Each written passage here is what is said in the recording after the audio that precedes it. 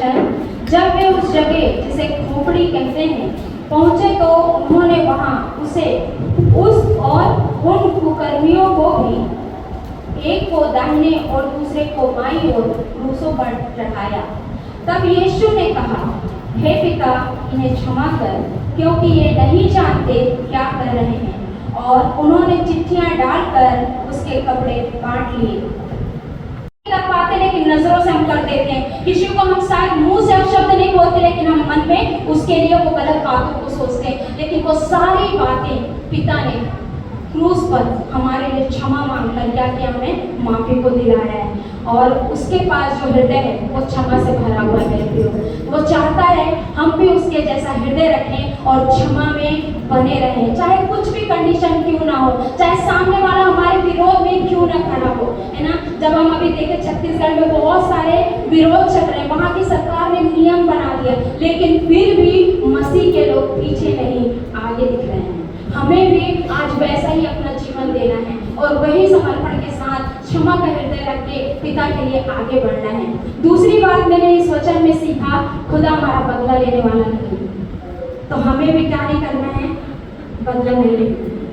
हर एक से प्रेम करना है और प्रेम सिर्फ और सिर्फ क्षमा में दिखना चाहिए। और जब हम क्षमा करते जाएंगे, खुदा का वो प्रेम हमारे जीवन में और उमड़ेगा और ऐसा उमड़ेगा कि हमारा जो चाल चलन है लोगों के सम्मुख प्रभु यीशु मसीह के स्वभाव को क्या करेगा, वो प्रकट करेगा। यीशु मसीह जब दुनिया में आए थे वो सिर्फ केवल उद्धार के लिए, हमारे लिए, ताकि हम पिता से मिल पाए, है ना, हम क्षमा को प्राप्त कर सके। वो सिर्फ किसके द्वारा हो सकता था, सिर्फ और सिर्फ यीशु मसीह के लहू के द्वारा, क्योंकि वो निष्पाप था, उसमें कोई भी बोला ची बुराई नहीं थी, पाप नहीं था, कोई भी ऐसे बातें नहीं थी जो हम सब में पाई जाती है, लेकिन फिर भी उसने हमें क्षमा दिलाया, है ना।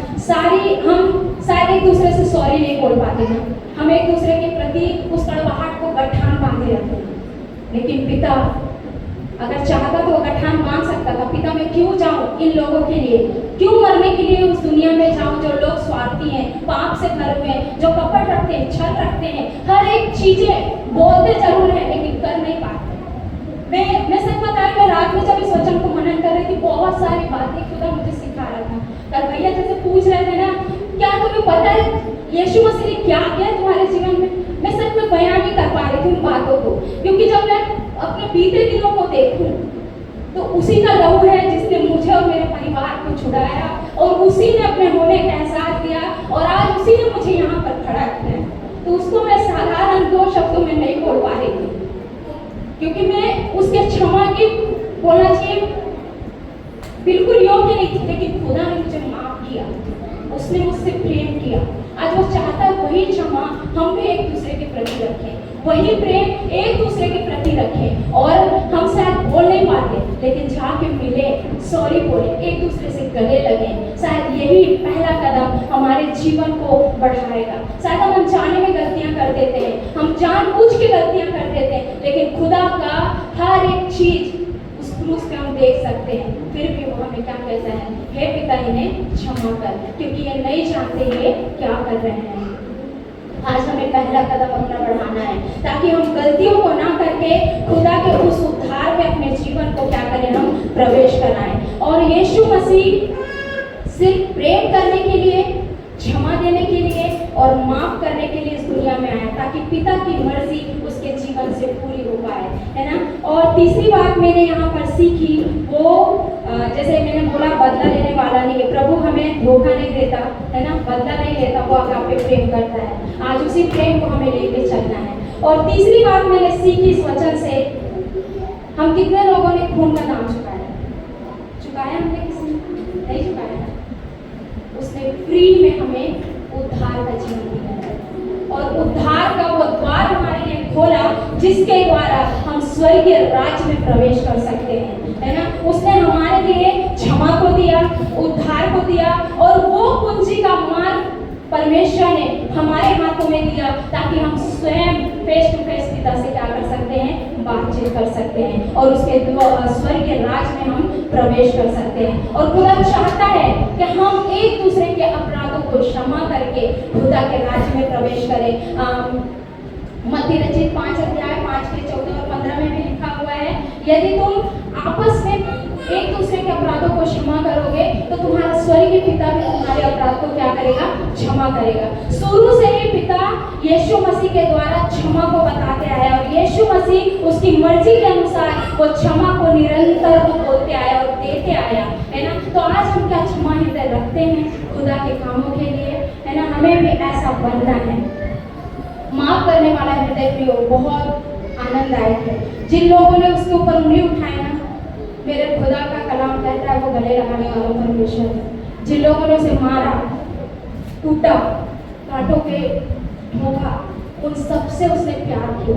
इसीलिए उसने अपने मुंह से उनके लिए गलत शब्द नहीं निकाला, वो चुप रहा, सिर्फ सहता गया और उसी प्रेम को उसने प्रकट किया माफी के तौर पर। क्या आज हम माफ करने वाले हैं?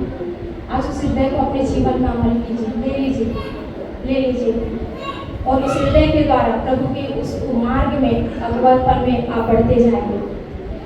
अज्ञानता में नहीं, लेकिन खुदा के ज्ञान में बढ़ते जाएंगे। परमेश्वर हर एक के जीवन से एक उम्मीद को रखा है, एक आशा को रखा है और वो चाहता है कि हम उस आशा में और दिन प्रतिदिन निखरते जाएं, बढ़ते जाएं और उसके लिए वो फल को लेके आए जिसकी अपेक्षा वो आज भी पिता के दाहिने और बैठ के करता है। हम शायद बहुत सारी गलतियां करते हैं और हम माफी भी नहीं मांगते, लेकिन खुदा मेरा यीशु आज भी पिता के दाहिने और बैठकर हमारे लिए उससे विनती करता है, हे पिता इन्हें माफ कर, शायद ये कल सुधर जाएंगे। हे पिता इन्हें माफ कर, शायद अभी सुधर जाएंगे। हमारा भी कर्तव्य बनता है कि हम अब तुरंत सुधरें, है ना, देर नहीं, अब तुरंत करने वाले हो जाए। और मैंने चौथी बात इस वचन में ये सीखा, आज भी जब हम अपने पिता से कुछ भी मांगते हैं ना, वो तुरंत देने वाले है ना। हमारे लिए शायद बहुत ही इजी है, लेकिन खुदा ने 4 बातों से बहुत चीज़ों को मुझे सिखा रखा परमेश्वर कि यीशु मसीह को पता था वह स्वर्ग छोड़कर इस दुनिया में आएगा, है ना। वो 30 साल की उम्र तक पिता और माता का आज्ञाकारी बन के चलेगा, है ना। लेकिन 3.5 साल की सेवा में वो सारे मनुष्यों के लिए एक उद्धार का कारण बनेगा। उसे पता था, उसे ये भी पता था किस दर्द से होकर उसको जाना है ना। यीशु को पता था उसको टूटना है ना। यीशु को पता है उसको हारना भी है, क्योंकि कुछ पल के लिए पिता ने उसे आगे भी मोड़ ली थी, हम आगे भी सुनेंगे, है ना। उसे हारना भी है, लेकिन यीशु मसीह को पता था कि वो जितना टूटेगा, जितना वो हारेगा, जितना वो तोड़ा जाएगा, मेरा यीशु मसीह मुझे उतना ही उठाएगा, उतना ही उठाएगा।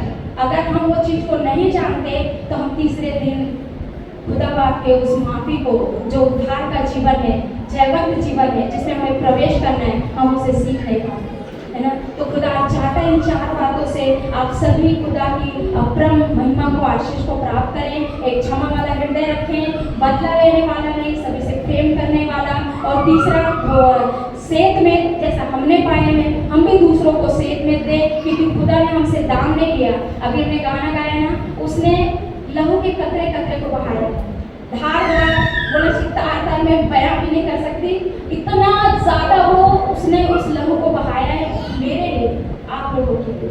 आज वो चाहता है हम भी सेत में सारे लोगों को प्रभु के सुसमाचार को सुनाएं और सुनाकर उन्हें भी, जो अनजान है, जानबूझ के भी अनजान रह रहे, उन सारे लोगों को हम खुदा के उस प्रेम में लेकर आए, क्षमा में लेकर आए। और जब हम पहला कदम बढ़ाएंगे ना, खुदा कहता है हम सब स्वर्गीय राज में प्रवेश करेंगे। तो खुदा इस वचनों के द्वारा आप सभी को आशीष दें।